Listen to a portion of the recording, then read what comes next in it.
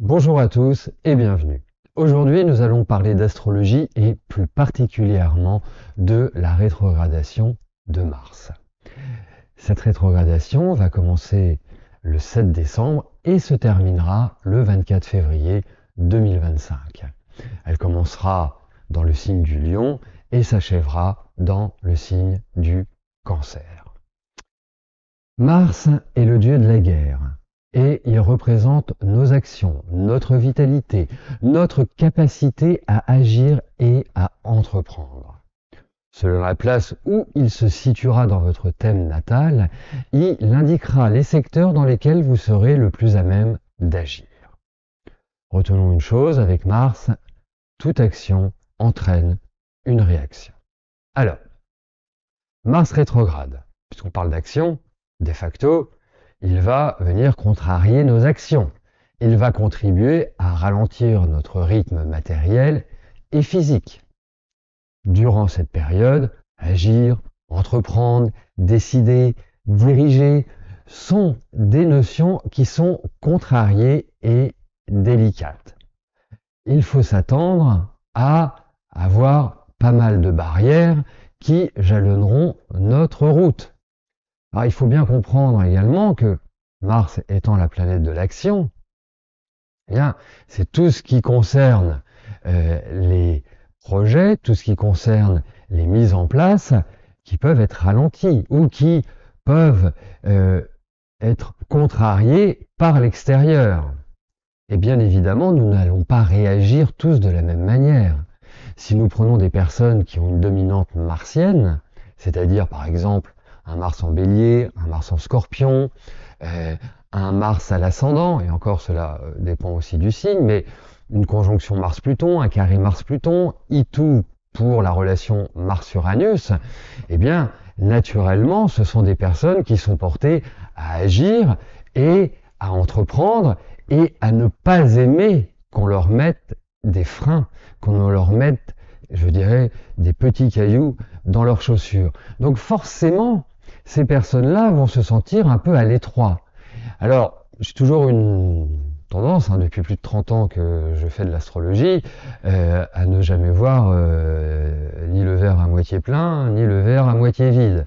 Dans le sens où chaque élément astrologique porte en lui l'idée d'évolution. Donc, ceux qui ont une dominante martienne, eh bien, c'est le moment de travailler, j'oserais dire, sur le côté un peu plus balance, c'est-à-dire dans la diplomatie, dans la qualité d'écoute, dans l'équité, l'équilibre, sans vouloir forcer, sans vouloir foncer tête baissée et, je dirais, tel le guerrier, aller au combat bille en tête. Voilà. C'est un peu cette idée-là. Si par exemple vous avez un Mars rétrograde de naissance, j'espère que vous avez opté pour un art martial ou pour du Qigong ou pour par exemple de la méditation, parce que ceux qui ont un Mars rétrograde de naissance portent en eux une tension quand même toujours très importante. Souvent, ils sont extérieurement d'un calme incroyable. C'est intérieurement que ça vous tel un volcan. Donc, pour ces personnes-là, c'est une phase aussi extrêmement intéressante puisque ils vont se sentir un peu comme un poisson dans l'eau et de facto retrouver une énergie qui leur correspond pour réfléchir à leur mode d'action, pour réfléchir à ce qu'ils veulent entreprendre. Alors, la résistance avec un Mars rétrograde en transit, donc en passage, n'est jamais la meilleure des attitudes. Il faut essayer, telle la rivière, d'épouser le relief. Pourquoi? Parce que si vous agissez de manière impulsive, si vous agissez comme bon vous semble, sans le respect de votre environnement, que va-t-il se passer? Il va y avoir une agressivité supplémentaire, des tensions, des coups de colère, des actions mal pensées et des impatiences énormes. Et tout cela sera exacerbé. Donc, bien évidemment, comme nous allons avoir des difficultés à atteindre nos objectifs, bah, cela va impacter forcément nos émotions. Donc, travaillons sur le calme afin d'éviter des colères et travaillons sur notre insatisfaction. Hein. Travaillons avec le temps. D'un autre côté, nous pouvons aussi être face à la domination de quelqu'un. D'autant plus que Mars sera en opposition à Pluton. D'autre part, cela aussi indique d'éviter de se torturer l'esprit et de se laisser envahir par les angoisses. Alors c'est une bonne phase pour faire du sport mais du sport doux. Hein, commencez pas à lever 100 kg de fonte dès le premier jour. Non, il y a une espèce de progressivité. Et le mot progressivité est hyper important avec Mars rétrograde. Un autre point, c'est que Mars, d'une certaine manière, est en relation directe avec la sexualité. Alors, vraiment, un conseil que je vous donne, c'est surtout sur cette période, privilégier les rapports protégés. Et bien évidemment, quand on parle de sexualité, on parle de gynécologie. C'est une phase qui peut mettre en avant ce type de problème et il est vivement conseillé d'avoir une hygiène de vie raisonnable. Alors, là, on a vu les travers de cette rétrogradation, ce qu'il faut éviter. Mais bien évidemment, comme toute rétrogradation, eh ben, il y a des aspects bénéfiques. Donc, en quelque sorte, que pouvons-nous faire? Alors, la première chose, c'est repenser notre façon d'agir, en tout cas, s'interroger. Considérer le temps comme un atout sans faire de forcing. Accompagner le changement avec sérénité. Reprendre également un projet ou une discussion sur de nouvelles bases avec une nouvelle façon de le voir et peut-être une nouvelle façon d'agir. Exprimer nos points de vue en limitant les aspects passionnels.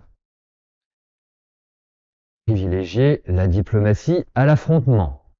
Élever notre conscience et reprendre confiance par la méditation.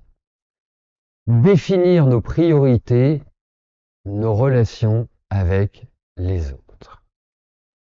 Alors, bien évidemment, nous ne serons pas tous affectés de la même manière sur le début de cette rétrogradation, puisque elle commence aux alentours du 6-7e degré du Lion. Bah forcément, ceux qui vont être impactés au démarrage sont les Scorpions, les Taureaux et les Verseaux du début du premier décan. Ensuite, à partir du mois de janvier, eh bien, Mars va entrer dans le signe du Cancer, et donc ceux qui seront beaucoup plus impactés par toute cette rétrogradation pendant un mois et demi seront les Balances, les Béliers, les Capricornes, ou ceux dont l'ascendant fait partie de ces signes. Et plus particulièrement ceux qui font partie du troisième décan et de la fin du deuxième décan. Donc pour ces personnes-là, ça ne veut pas dire que il faut entrer en hibernation. Et bien évidemment, votre thème individuel permet de définir quels sont les axes, quelles sont les difficultés que vous allez rencontrer, quelles sont aussi puisque avec Mars on parle aussi de violence, donc quelles sont les éventuelles violences, qu'elles soient physiques ou morales, bien évidemment, accidentelles ou autres, auxquelles vous serez confrontés. Donc il n'y a que l'étude qu'un astrologue peut faire qui permet de définir les éventuels risques. Hein. Donc vous vous détendez, mais effectivement, si on prend un exemple, il faut être prudent par exemple en voiture, voilà, ou en scooter, ou en patin à roulette, enfin tout ce qui initie en fait un mouvement, une circulation. Donc voilà, je dirais le programme de Mars rétrograde. Donc, comme les fondements de l'astrologie ne sont pas essentiellement faits pour savoir si vous allez rencontrer une petite blonde aux yeux bleus ou un grand brun aux yeux verts, c'est pour nous prévenir. Et comme dirait l'autre, il vaut mieux prévenir que guérir, ou un homme averti en vaut deux. Et c'est cette notion-là qui est primordiale en astrologie. Donc, il est important pendant ces 2 mois et demi que la réflexion avant l'action domine. Pas façon bélier où j'agis et je réfléchis après. C'est un joli lapsus. Mais en tout cas, c'est vraiment l'idée de la rétrogradation de Mars. Voilà, je vous remercie pour votre attention, je vous remercie pour votre fidélité, et puis je vous donne rendez-vous pour de prochaines aventures astrologiques. D'ici là, portez-vous bien, et je vous dis à plus tard. Merci, bye bye.